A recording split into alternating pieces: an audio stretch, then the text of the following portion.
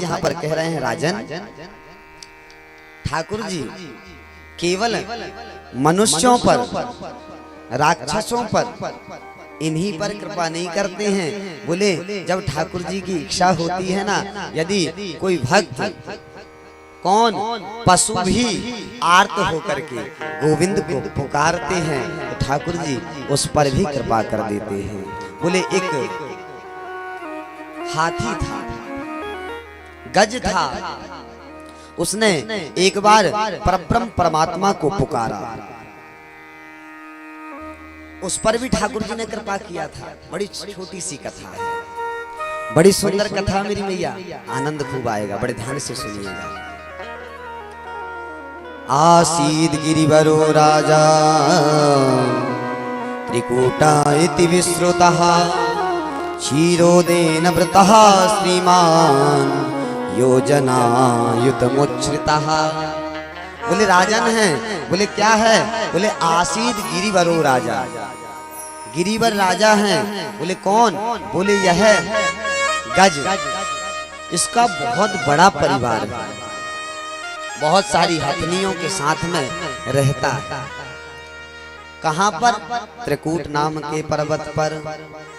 एक दिन क्या हुआ, बोले इसे बहुत जोर की प्यास लगी।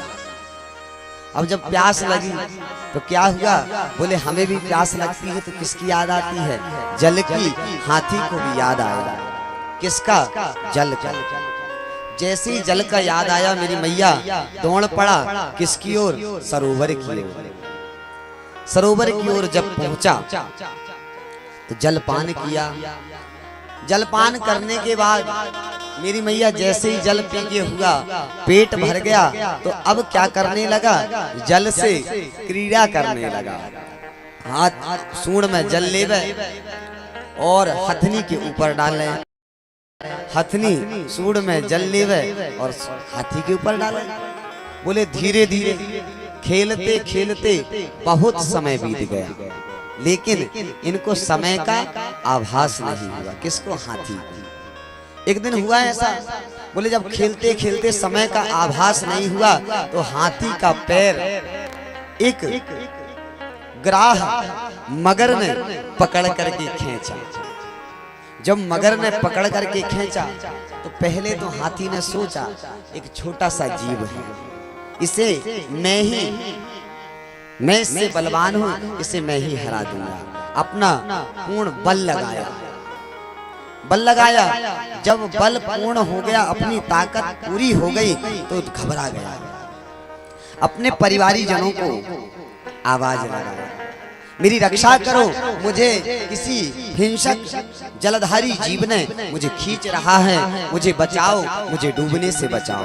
पूरा परिवार ने क्या किया, पूरी जितनी भी हथनियां थी, हाथी थी, सबने एक दूसरे में अपनी पूंछ लगा लगा कर क्या किया, बोले इस हाथी को बचाने का प्रयास किया। लेकिन क्या हुआ, सब हाथियों ने अपना अपना बल लगा लिया, लेकिन हाथी को बचा नहीं पाए। लगा कि अब हाथी नहीं बचने वाला, तो क्या हुआ, जितने भी इसके परिवारी जन थे इसको छोड़ करके चले गए। कथा इतनी है, लेकिन एक बार इसे अपने जीवन में धारण करके देखिए। ये कहा हाथी कौन है, सबसे पहले ये जान लिया। मैया जानती है, मुस्कुरा गई। बोले हाथी का मतलब हाय में ऐसी थी, अर्थात हम आप क्या कहा करते हैं कि बोले नहीं नहीं, बोले गुरुजी नेमी पटेल आए हैं हमारे, बड़ा प्रेम है इनके साथ में। गुरुजी पहले मैं इतना स्वस्थ था, बोले वन विभाग में, बोले अकेले ही किसी को लकड़ी, बिल्कुल एक भी लकड़ी छूने नहीं देता था, लेकिन अब असमर्थ हो गया। हाय में ऐसा था। हमारे यजमान बंधु भी कहते हैं हाय में ऐसा था। प्रत्येक प्राणी, हम हो, आप हो, सब जीव क्या कहते हैं, यही तो कहते हैं ना, पहले में ऐसा था।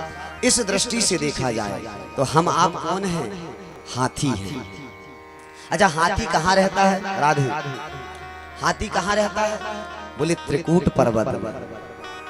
3 कूट, कूट का अर्थ होता है विष, विष अर्थात जहर। जहाँ पर 3 प्रकार के विष। बोले महाराज जी, बोले त्रकूट पर्वत क्या है? बोले यही संसार ही त्रकूट पर्वत है। बोले कैसे? बोले यहाँ पर 3 ही प्रकार के विष हैं। कौन कौन से? दैहिक, दैविक, भौतिक तापा। दैहिक, दैविक, भौतिक तापा। दैहिक, दैविक, भौतिक तापा। दैहिक, दैविक, भौतिक तापा। राम राज का हो नहीं जापा। राम राज का हो नहीं जापा। राम राज का हो नहीं जापा। दैहिक, दैविक, भौतिक तापा। दैहिक, दैविक, भौतिक तापा। 3 ही प्रकार के ताप। कौन सा? एक दैहिक, दैविक ताप। ये क्या है? विष ही तो हैं। इस दृष्टि से देखा जाए तो ये संसार ही क्या है? त्रकूट पर्वत है। दूसरा, बोले हाथी का एक और नाम है महाराज जी। बोले क्या? गज भी कहते हैं हाथी, हाथी को गज कहते हैं। बोले मैया हाथी का उल्टा कर लीजिए, क्या होगा? लो पंडित जी, हाथी का गज का उल्टा करो, जग होगा। बोले ये संसार ही क्या है? हाथी है। अच्छा एक बार क्या हुआ, हाथी को जोर से प्यास लगी। हम आपको भी लगती है, क्या लगती है? बोले भूख प्यास ही तो लगती है। बोले क्या हुआ महाराज जी? बोले ये जो छोटी सी टंकी लगा करके गोविंद ने भेजे हैं ना, इसकी पूर्ति के लिए कर्म तो करना ही पड़ेगा। तो हम आप भी क्या करते हैं? बोले 2 वक्त की रोटी के लिए काम करने निकल जाते हैं। कहाँ पर? सरोवर पर। बोले महाराज जी उस हाथी ने जलपान कर लिया, पेट भर गया था। हम इतना कमाने लग गए थे कि हमारा भरण पोषण हो सकता था, लेकिन बोले अचानक क्या हुआ? बोले हम उसी सरोवर में खेलने लग गए। क्या खेलने लग गए? बोले महाराज जी पेट की तो व्यवस्था हो गई है, सुंदर सी छत मिल जाए, घर रहने को मिल जाए। बोले उसी पर क्रीड़ा करते रहे। घर ले लिया, घर बन गया ठाकुर जी की कृपा से। मकान बन गई, दुकान बन गई, 4 व्हीलर आ गई। हम खेल रहे हैं, खेलते खेलते हमें भी समय का बिल्कुल पता नहीं लगता है। अच्छा एक बात बताइए, हमारा आपका सब कुछ हमें पता होता है, हमारा जन्म किस दिन हुआ या हम मरेंगे उस समय हमें पता लग जाएगा लोगों को कि इस तारीख को मरे। यहाँ तक कि बोले हमारी साल की जो विवाह की वर्षगांठ होती है वो भी हमें पता होती, मुख्य स्थिति पता होती है हमें। लेकिन दादी आप बूढ़ी हुई हैं, बूढ़ी हैं, एक बार मुझे बताओ कि आप किस दिन बूढ़ी हुई थी, बता सकते हैं? बोले नहीं।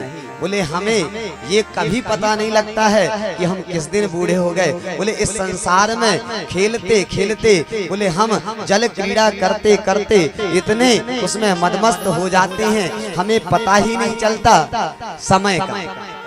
एक दिन क्या होता है, वो काल रूपी ग्राह हमारे पैरों को पकड़ करके खींचता है, और जैसे ही खींचा थोड़े से हुक से हुए महाराज खांसी चली, सीने में थोड़ी सी तकलीफ हुई, हाथ पैर में दर्द हुआ। आपने सोचा मैं बहुत थक गया हूँ, इस कारण मुझे दर्द हो रहा है, तकलीफ हो रही है। पहले तो आप स्वयं अपना उपचार करते हैं, किसी को नहीं बताते हैं। ऐसा ही होता है, गज के साथ भी ऐसा ही हुआ, हाथी के साथ भी। हाथी ने जब देखा कि एक छोटा सा जीव होगा, लेकिन जब देखा कि मेरे बल से अधिक बलवान है, लगा। बोले नहीं गुरुजी, नहीं बेटे, अब तो तकलीफ बढ़ रही है, अब तो अस्पताल जाना ही पड़ेगा। तुरंत बेटे ने कहा पिताजी क्यों चिंता करते हो। उसी समय अपनी गाड़ी में बिठाला, बोले शहर के सबसे बढ़िया अस्पताल में ले गया। जितने परिवारी जन थे सबको पता लगा, सब दौड़ गए। बोले डॉक्टर साहब पैसा कितना ही लगे लगा देना, हमारे पिताजी को, हमारे चाचा को, हमारे दादा को, हमारे भाई साहब को बचा लो। हम भी तो ऐसे ही करते हैं, पूर्ण ताकत लगा देते हैं। हाथी के परिवार ने भी पूर्ण ताकत लगा दिया, लेकिन क्या हुआ। बोले महाराज डॉक्टर ने इलाज करके कह दिया आई एम सॉरी। बोले एक काम करो, बोले इनको ले जाओ घर, और घर में ले जा करके जितनी सेवा बन सके उतनी सेवा करें। अब समझ लिए कि कुछ नहीं होने वाला, तो धीरे से क्या होता है, हमारे बच्चे जो 10 दिन से हॉस्पिटल का चक्कर काट रहे थे, वो धीरे धीरे कहाँ जाना चालू कर देते हैं, स्कूल जाना चालू कर देते हैं। जो परिवारी जन एकदम टूटे पड़े थे, बोले पिताजी को कुछ नहीं होना चाहिए, दादाजी को कुछ नहीं होना चाहिए, वो धीरे धीरे बड़ा वाला बेटा, छोटा वाला बेटा, जितने बेटे हैं सब अपने अपने काम धंधे पर लग जाते हैं। ऐसे ही किसके साथ हुआ, बोले हाथी के साथ में हुआ। अब हाथी भी अकेला और हम भी अकेले रहे। उस समय क्या हुआ, बोले भगवान की कृपा शक्ति वहां से गुजरी। कृपा शक्ति ने क्या किया, बोले एक कमल पुष्प इस हाथी को प्रदान कर दिया कल्याण के लिए। बोले उसी समय क्या हुआ, जब आप बीमार थे, अपने बेड पर पड़े हुए थे, अंतिम श्वास गिन रहे थे, उसी समय भगवान की कृपा शक्ति रूपी कौन, गुरुदेव का हमारे घर आगमन हो गया। गुरुजी ने देखा हाँ आपके पिताजी बीमार हैं, डॉक्टर ने ऐसा ऐसा कह दिया है। तो अब आकर के डॉक्टर की बात जब सुना गुरुदेव ने, तो आकर के आपसे मिले, आपसे मिले पिताजी से। बोले क्या हुआ सेठ जी, अब एक काम करो, बोले अब ठाकुर जी ने आपको आखिरी मौका दिया है, क्या करो, बोले भगवान को पुकारो आर्त भाव से, और पुकारो। उसी समय पुकार की मंत्र दे करके अपना कमल पुष्प रूपी हाथ वरदहस्त गुरुदेव ने अपने हाथ में रख दिया। तो क्या हुआ, तिल भर सून रही जल ऊपर, तब हरि नाम पुकारा। जब सूण तिल भर रह गई, उस समय उस हाथी ने आर्त होकर के गोविंद को पुकारा ना, तो गोविंद रुके नहीं, सीधे बोले कहां पर आए, बोले उस सरोवर के समक्ष आए। अच्छा कितना टाइम लगता है ये और सुनिए। बोले एक जब ग्राह गज का उद्धार हो गया, उसके बाद भगवती भी वहां पर आई। तो भगवती ने पूछा, लक्ष्मी माता ने भगवान से, प्रभु आप वहां से बैकुंठ से जब जा रहे थे, जब हा हा हा हा क्यों कर रहे थे। हाथी ने पूछा, महाराज जी भगवान मैं भी यही चीज पूछना चाह रहा हूँ, जब यहाँ पर आए थे तो थी क्यों कह रहे थे। भगवान ने कहा, अरे भक्त तूने मुझे आर्त होकर के पुकारा, तो मैंने हाँ बैकुंठ में कहा, और थी तेरे सामने आकर के कहा, तेरा उद्धार करने के लिए। एक बार आप आर्त होकर के मदमस्त होकर के गोविंद को पुकारिए तो सही, इससे ज्यादा समय आपको बचाने के लिए ठाकुर जी को नहीं लगता है। एक चींटी भी अपने नूपुरों पर घुंघरू बांध करके ताथा थई नृत्य करती है, गोविंद को पुकारती है। गोविंद कितना ही व्यस्त हो, गोविंद आपके आर्त प्रेम को बचाने के लिए अवश्य आते हैं। तो हम आपको चाहिए।